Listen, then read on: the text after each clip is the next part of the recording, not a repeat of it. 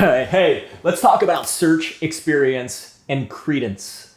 So this is an economic classification of goods and services, SEC, search, experience, credence. It's a way that economists break down services and goods based on the ability of the consumer to judge the quality of the good or service before and after they purchase it, right? So an example of this is a search good or service is a good or service where the consumer of that good or service is fully capable of evaluating the quality, for the most part, of that good or service before they purchase it. Okay, so flowers are a great example. If you buy flowers at a florist, you can walk into the florist, see, all right, I want a dozen roses. You can look at the roses and instantly know if they're good roses or not, for the most part, right? There's some other details in there, but generally speaking, you know what you're looking at. You can evaluate it, and you can do that before you purchase it. That's the key, okay? So that's a search good. An experience good or service is something that you have to experience first. You have to experience it before you can evaluate it. A restaurant is a great example of an experience service, I guess you want to call it that, or product if you're talking about the food.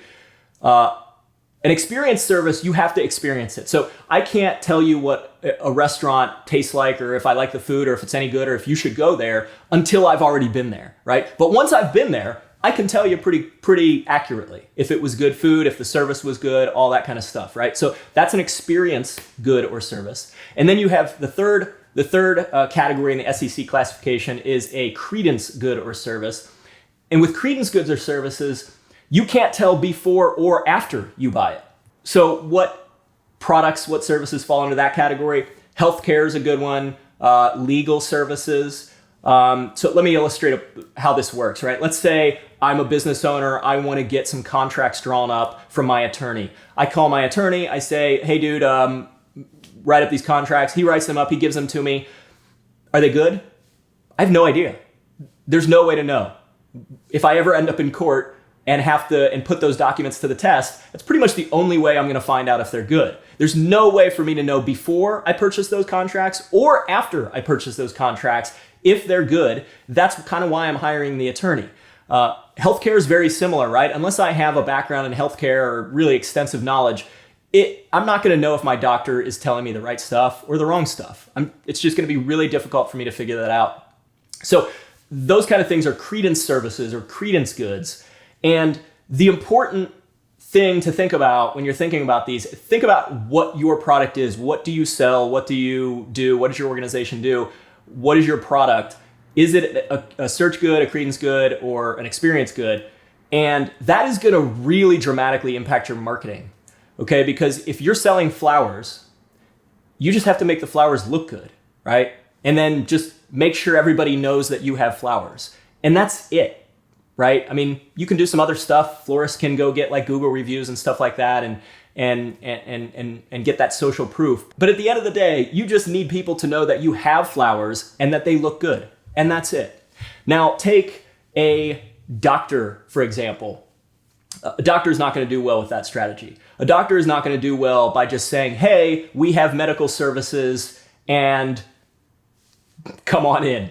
And I have an MD, right? That doesn't work for doctors. The reason for that is because of how people judge a product, how people shop for the products in each of the SEC classification categories. So in a search good or a service, people, it's a simpler process, right? I can just go look at the product. That's really all I need to know if it's good. And so that process, what the marketing that's going to work for a search good or service is going to be much more about just getting it in front of people, letting people see it, right? If you think about experience, right, they don't know if it's good or bad until they've tried it. So how do you convince them to try it? Well, you tell them about all these other people that have tried it before. And it turns out like peer reviews, so like Yelp, for example, for restaurants, are one of the biggest things you can do to market an experience service or good, because that's how people are going to judge it. They're going to be like, all right, this guy's an expert. He's been there. And especially on a platform like Yelp, you have 800 experts who have been to this restaurant. Well, we can probably trust that the average review is decently accurate.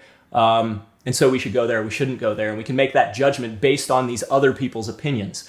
A credence good or service is very, very different from both of those. It's far more complex. So if you're selling a credence good or service, we're selling marketing services. Doctors are selling that. Lawyers are selling that. Almost any professional service is selling that.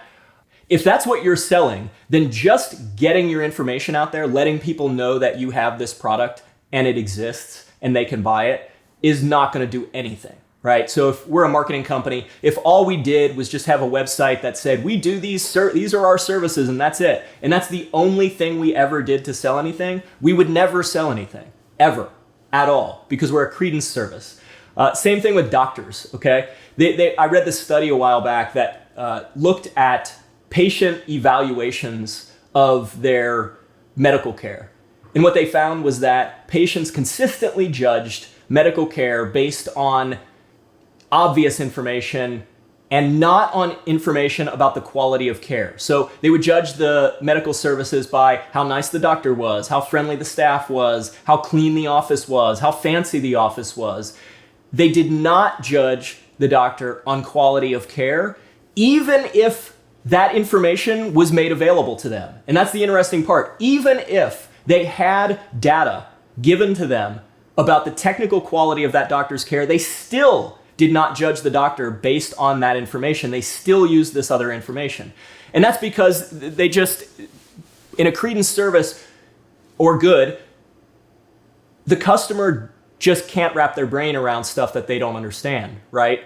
And so it doesn't matter what you tell them. It doesn't matter for, as a marketing company, it doesn't really matter that we share results. I mean, it's definitely important. It definitely helps. But at the end of the day, the client doesn't really know how to judge results. A customer doesn't really know how to judge results before they come to us. So what works for credence goods and services is very, very different. It's, you basically have to do everything. So you have to make sure people know that you exist and that you have whatever product or service that you have. On top of that, you have to show that other people like it.